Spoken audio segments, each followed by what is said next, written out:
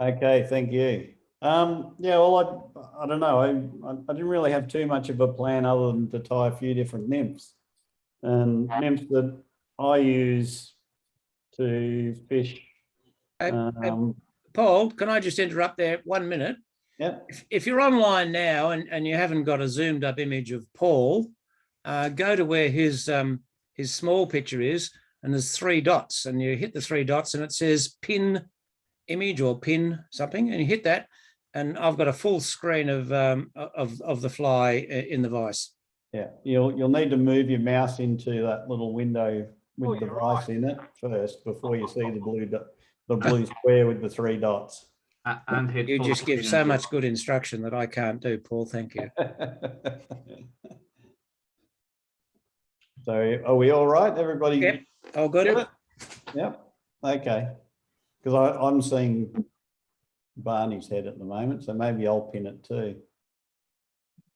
There we go. I've got a big picture of it as well. All right.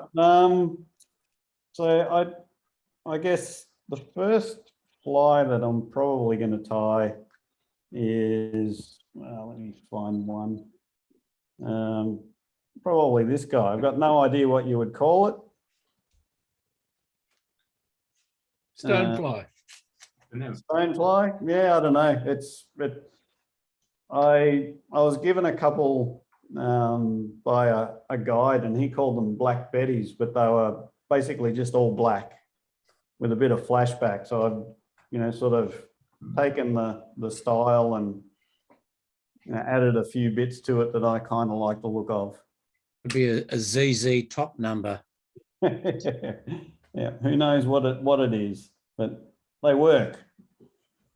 So this one I'm tying on a fire hole size 14.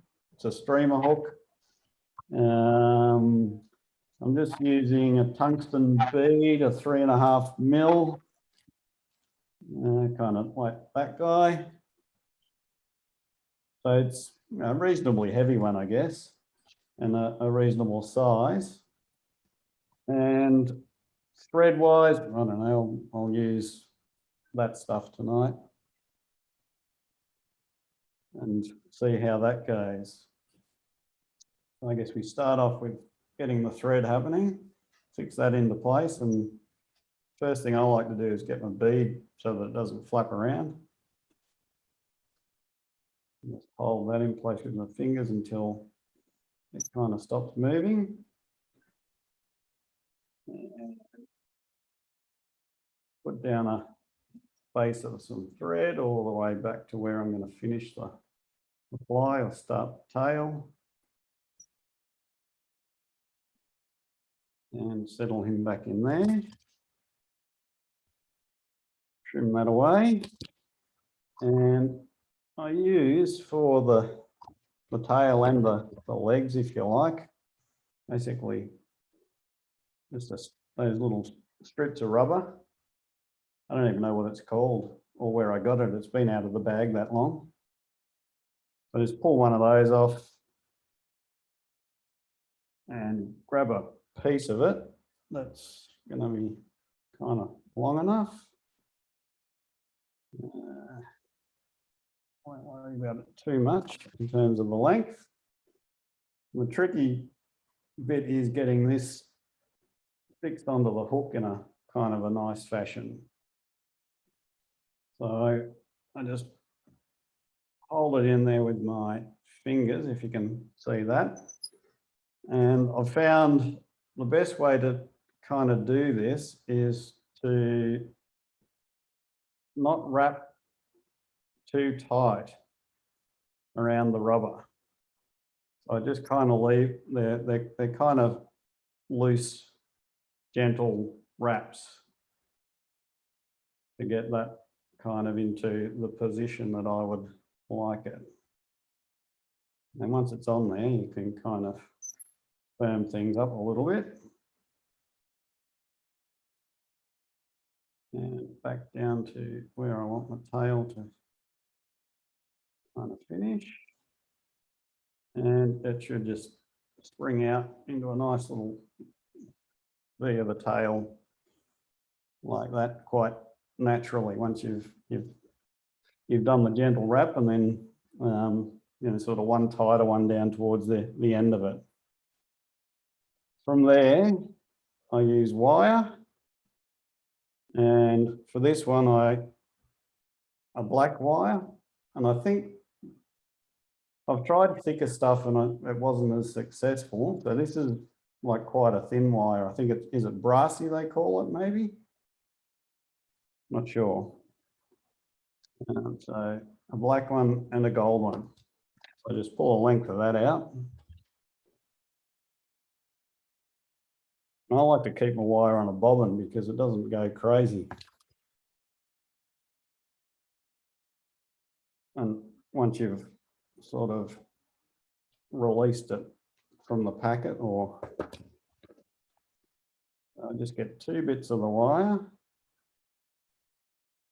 and try and get them to line up at the end. So I don't know, 10, 15 centimeters maybe. The wire, lie that along the hook, and if you can see that, I actually poke the ends into the back of the bead. I had them in there and now they won't go in there. And fix the wire into place. Here's a few wraps. And I always go all the way forward and then all the way back, because it means I get a nice sort of regular shaped body.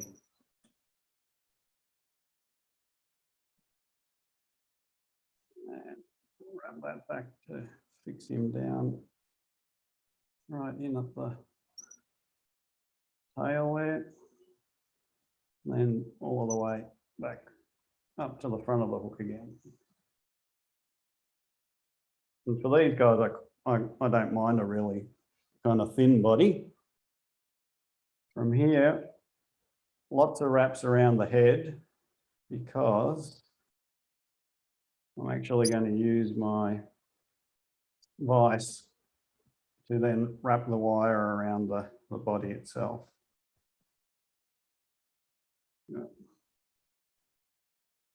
Get that in. The first bit's the tricky bit. Once you've got that sorted, you can then kind of take off.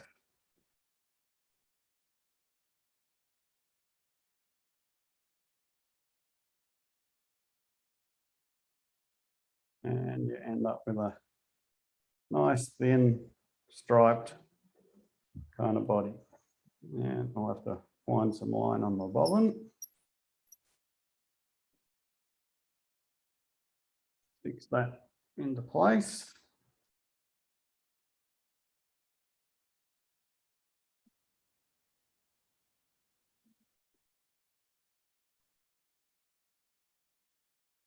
So that I can then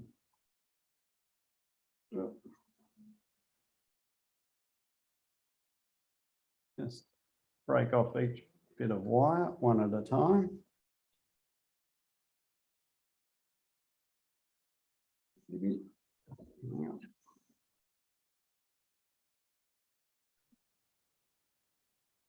Paul, it's Bill here. Yep. Just to let you know, you've gone out of focus just a fraction, probably because you turned the vise around and around. Yep. Okay. Thank you. I'll just. That's better. That's better. Yep. Thank you. Yeah. Okay. Cool. Yeah. I didn't realise was pulling on it that much. So at that point, I've got my body sorted. Now, you could just grab some dubbing at this point and use nothing but dubbing, or you could tie in a little bit of flash to get a flashback kind of nymph sort of thing happening. But for this one, I'm just going to do the dubbing. So for that, I'll just use some peacock from there. And I actually like to split my thread to put my my dubbing in. So I'm just letting the bobbin spin hanging from the hook at the moment to loosen off the line. So I'll give that a little bit and wait for it to stop its anti-clockwise spinning.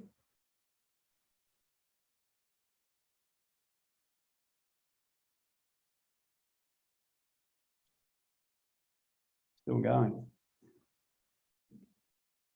And I'll see if I can split it now. Yeah, it should be okay, I think. All right. So I don't like to use too much. Like that's probably going to be more than enough. Tiny weeny little pinch. And I'll actually sort of break it in half because I need to put it inside my split thread. So I'll do it in two pieces. I just split the thread.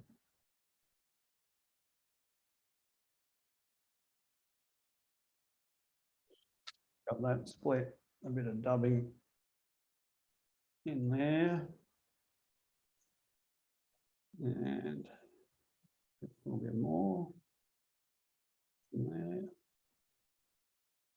And just like I do with my CDC, spin that back up.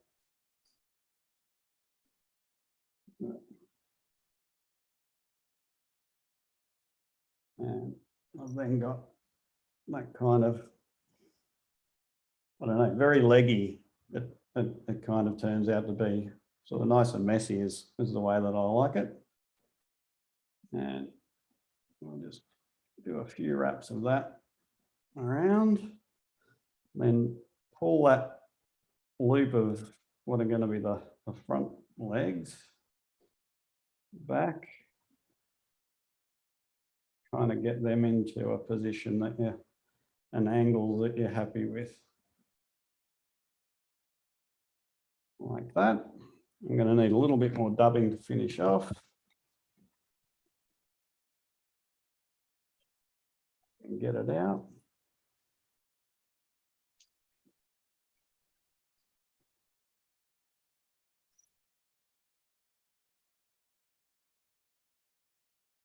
Just get a little noodle of that happening to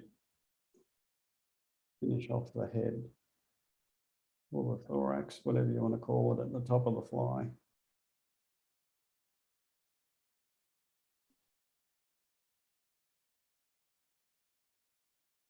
From there, a whip finish.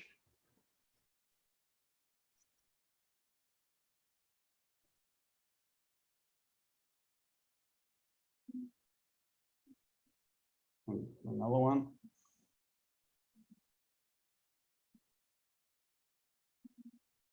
And it's done. Cut off my thread. I don't know, a drop of head cement just to fix the line in place.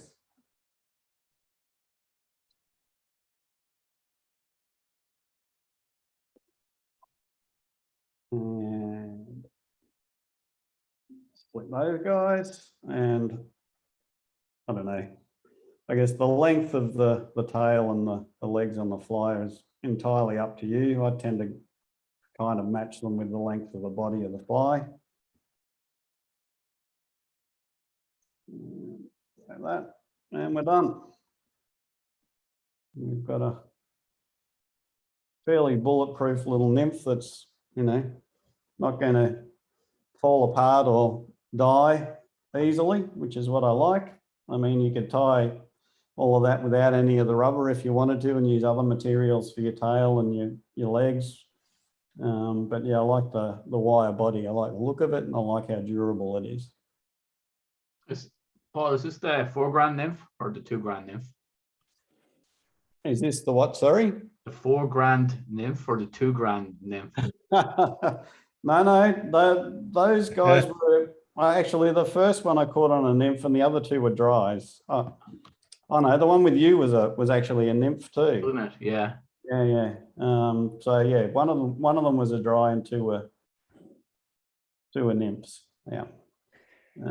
How'd you fish it? Just underneath a New Zealand style or a check? So I've used this under my CDC dries. Yeah. So I'll put a big CDC dry on there, and that'll be enough to support it and have it underneath that.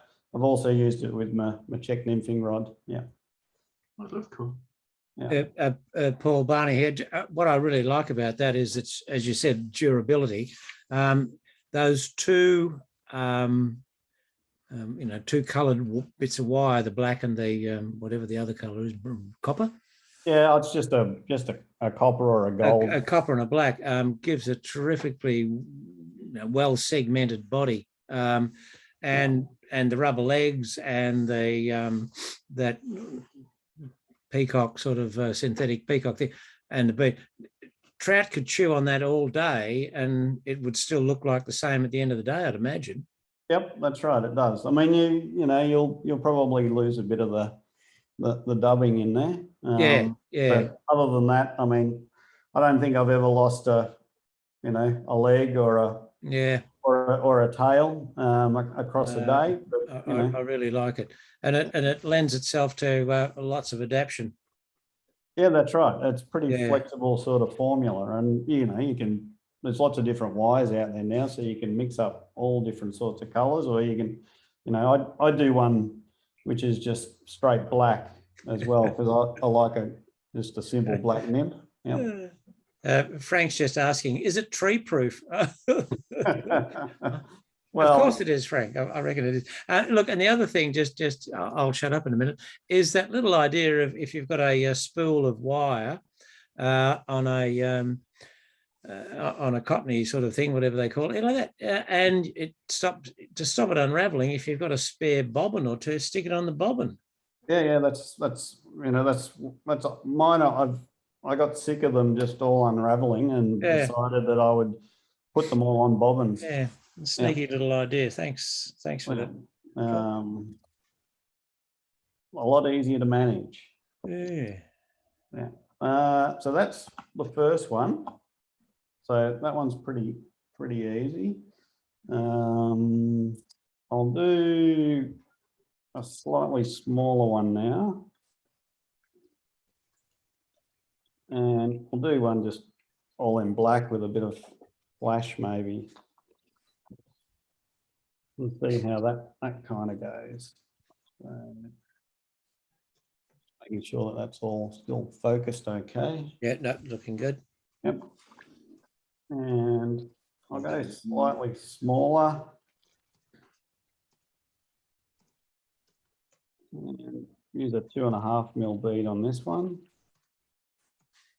So it would be a fairly slim sort of a fly at the end of it.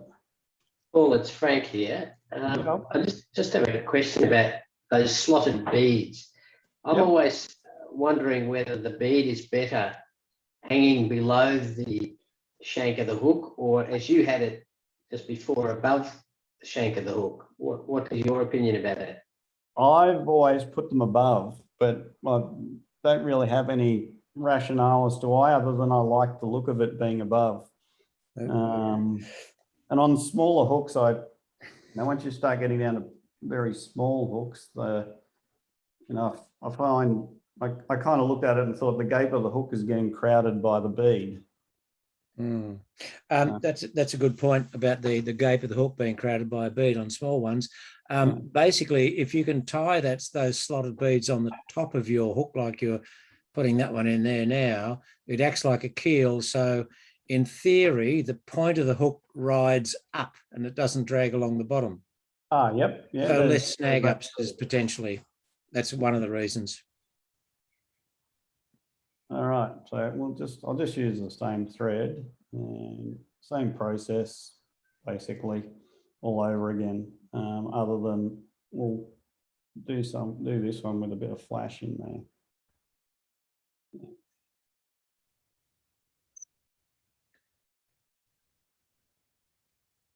Apologies for the squeaking. And for punters watching, just that little trick of holding your finger against the bead while you're wrapping the thread around it to hold it in place is very good. Makes life a lot easier. Otherwise, the bead just spins around and around and around, and you'd wonder where your thread's going. Just seems to suck it up and disappear. in my experience, anyway. So I'll use the same bit of rubber. Think of that. That kind of suits. I went a little bit overboard on the previous one lengthwise. You can be you don't like to waste your materials, you can measure them up pretty close to what you need in the end.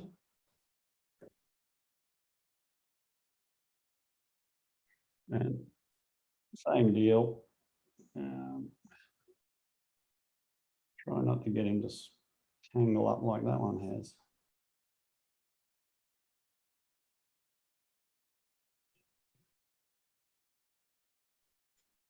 And yeah, as I said, the trick is loose wraps. Just to go around that rubber gently, otherwise it goes a bit crazy. I've found it becomes a bit hard to control.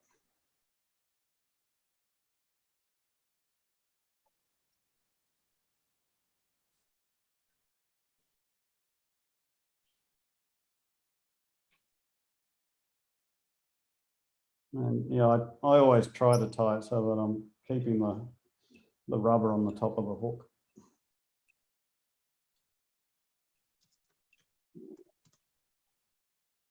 Go another one. Just level him out a bit.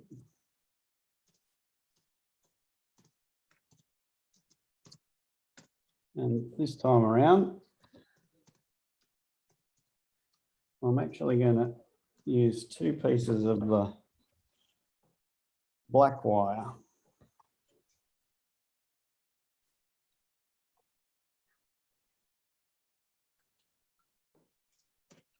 I've tried it using 2 pieces, but I was thinking about it earlier today and thinking it's probably going to be just as easy to use 2 as it is 1. And I think I like the finish a bit better with the 2. That same deal into the head of the fly, if I can get it in between the rubber. Whoop, camera go off then? Let's come back on again. Okay, yeah, cool. Yeah, I heard it disappear. I'm not sure what it's thinking there. Yeah.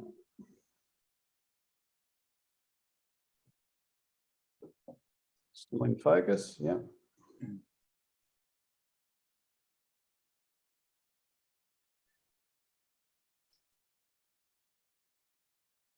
Yeah, there we go. And back up. I do try to capture any little bulges of rubber that I see poking through the thread along the way as I'm going backwards and forwards. Just makes the fly a bit neater at the end. And don't forget, a whole heap of extra wraps around the top there, because as you do the rotating of the fly, it'll have the potential to come undone and the thread creep back.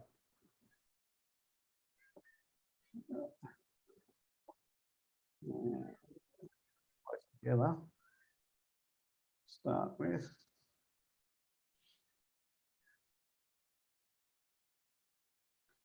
Just winding forward. I'm actually pulling slightly back towards the rear of the fly to keep the wire running up against one another as much as I can as I'm going forward.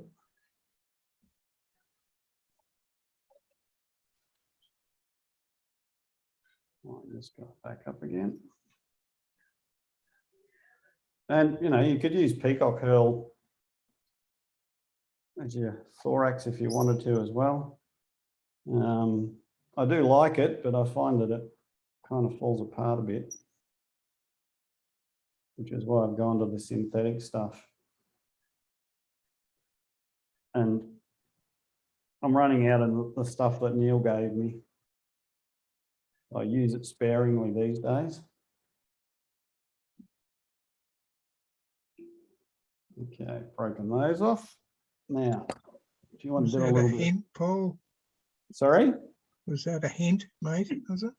Oh, no, not at all. No. Okay. Well, I'm more than happy using the synthetic stuff. So, I should point out, this is just, like a regular little bit of flash. It's a pearly kind of thing, so it sort of changes color a bit. And it's wide. I've tried the narrow stuff and it's fun. I don't like it. I like a nice wide bit of flash. There you go.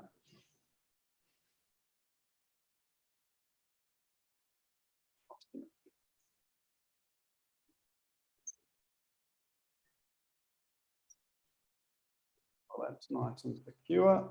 And I don't know, go back about that far, should be enough. I'm going to do the flash ones. I'm not so worried about the leggy kind of stuff. Need this to get in. This time I'll use a black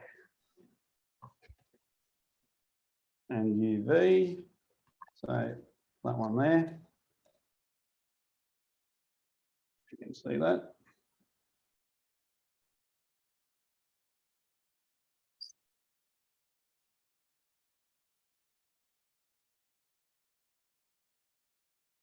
Get a little dubbing noodle and away we go.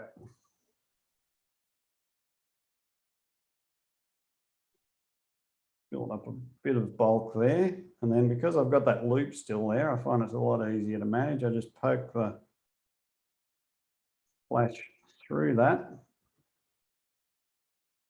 and grab my legs and hold them back and the flash in place and one wrap over to kind of get that fixed down a bit.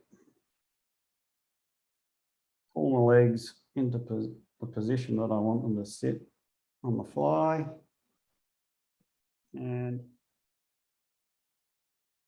a couple forward and a couple behind the flash itself. Flash can now get removed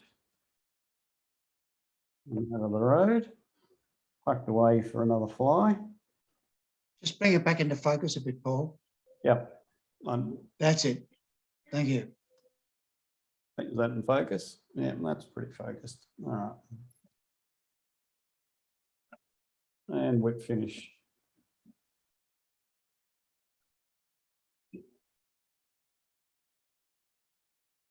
One more for good luck.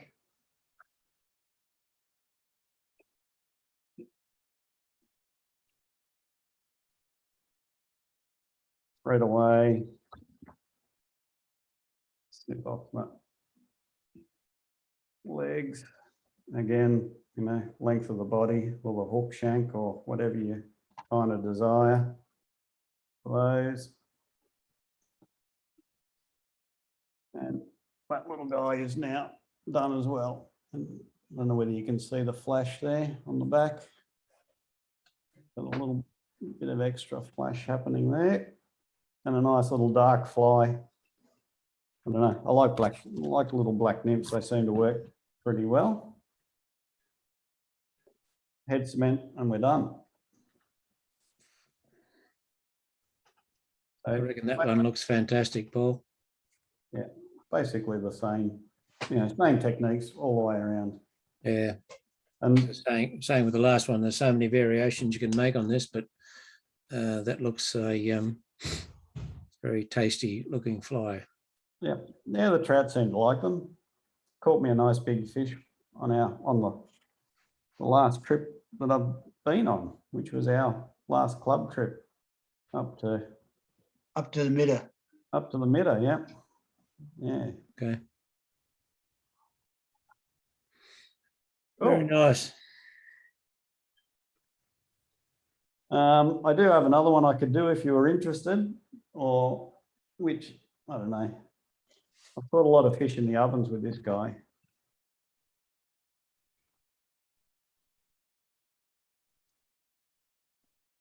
the little rainbows and browns love this little nymph. It's just a, Well, you better show us how to make it then, I reckon.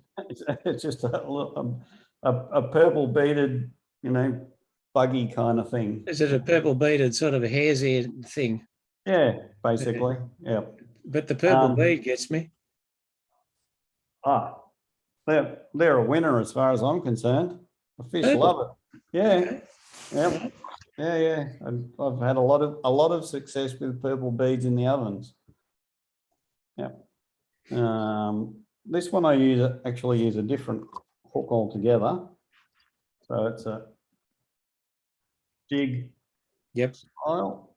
Yeah, and they're trying to get it in focus. Yeah, size 14. So and it actually comes out quite small. And I also do 16s for this guy as well. And there's my purple beads. So again, just a little purple tungsten bead, 2.5 mil. Yep. And you know, as you can see, these flies, once you figure out the technique, they're pretty quick to build, which is what I like, because I can lose a heap of them on one day and replace them all very quickly of an evening to go out the next day.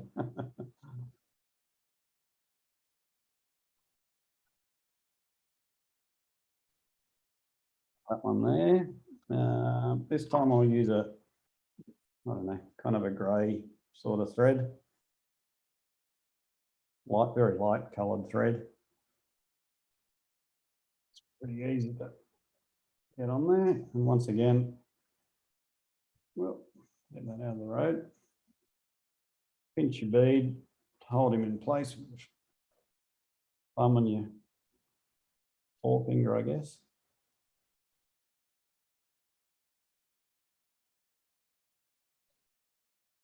Thread wraps back down to wherever you kind of want end of the fly to finish. I go sort of just around the bend up tiny weeny little bit. You can put a tail on this. Sometimes I have a tail, sometimes I don't. So just a bit of coq de leon. And when I do it, I put stuff all on there, you know, like four bits of feather probably is enough. And I tend to keep the tail quite short out the back of the hook. And again, I do all the way forward and then all the way back.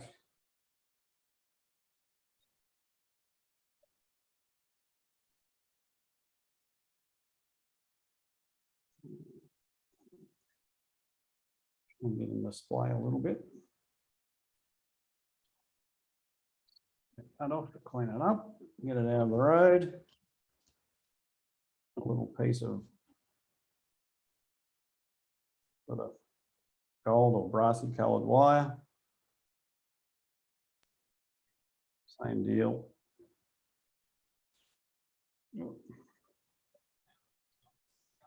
Now that I've got everyone watching me, it's having a horrible time trying to find that split in the bead.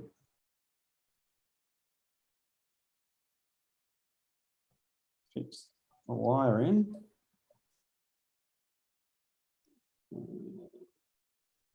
Don't want to wreck my tail. And again, I do the split thread thing.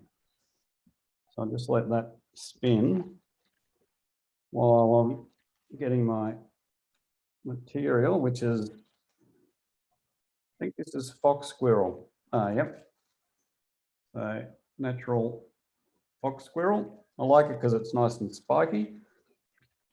And I keep it all in the packet nice and level like that. And I actually use my CDC clip. I stick that into the top of the packet. Bit hard for me to show you. And I grab it, just put it either side of the hairs that are poking out the top of the packet, and try and grab a tiny amount of the dubbing, kind of like that. And using the packet to do that in the clip means that it, you know, you're able to distribute it along the split thread nice and evenly. I don't know whether that's a known technique or something that I've just made up, but yeah, that's how I've always done it. So again, get my pin and split my thread.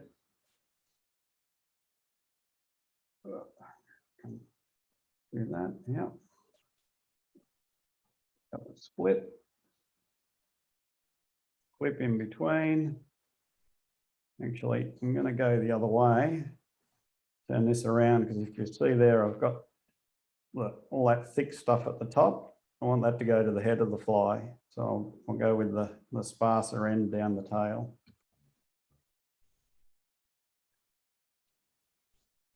Into there. And you find that you flick a fair bit of this out as you spin the thread back up to create that sort of dubbing loop.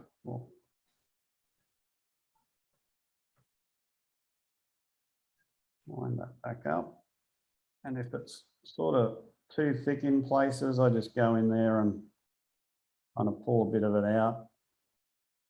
Because I like to keep it as pretty sparse. And then it's just a matter of winding that on to create kind of nice little spiky body. And probably a little bit too much there.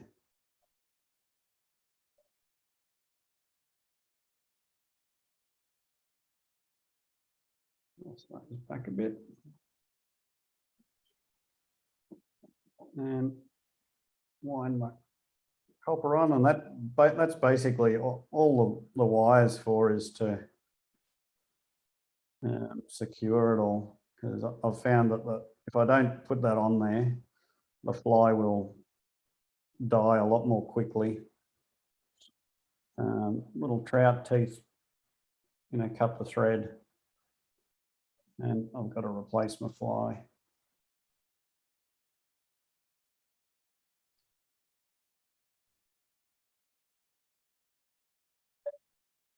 Break the wire away, and I'm going to get a little bit more dubbing there just to finish off that very top of the fly.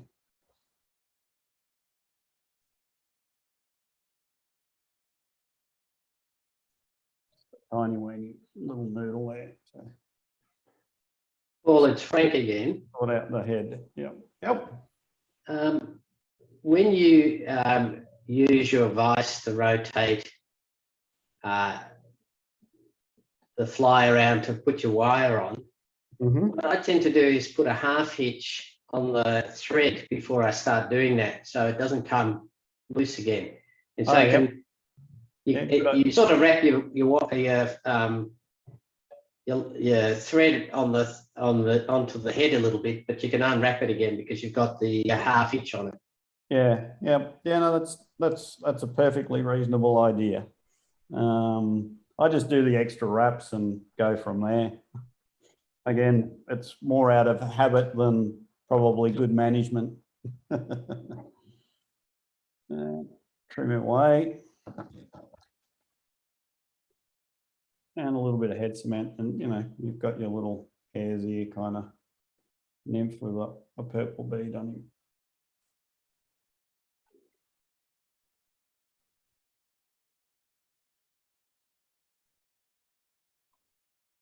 Again, very quick to tie and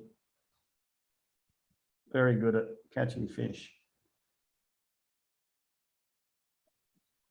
And it's, you know, it's not a fly that you kind of worry too much about losing because you've invested a lot of time in tying the damn thing.